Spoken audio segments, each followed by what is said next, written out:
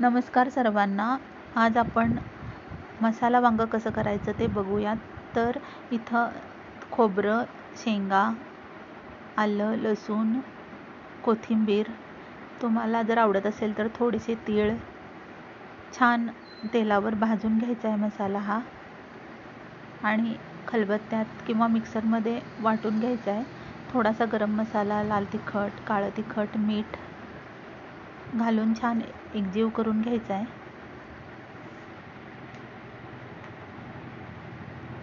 मी इथं पाट्यावर वंट्यावर वाटून घेते आहे. तुम्ही मिक्सरवर वाटलं तरी चालेल.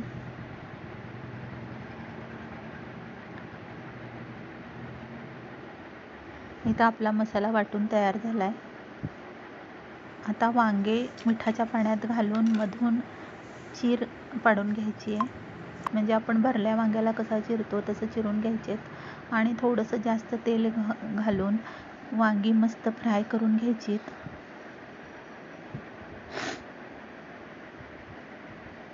हळद आणि थोडंसं मीठ घालायचं आहे आणि तेलावर छान वांगी परतून घ्यायची आहेत मऊ होईपर्यंत.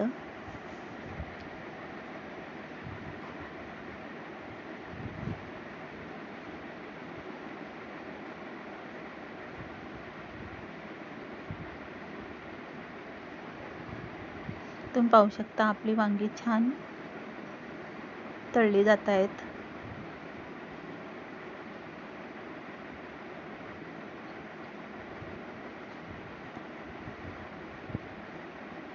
या पद्धतीने नक्की वांगं करून बघा, छान होतं. आणि नंतर आपण वाटलेला मसाला घालून घ्यायचा आहे आणि वांग्यामध्ये मिक्स करून घ्यायचं आहे.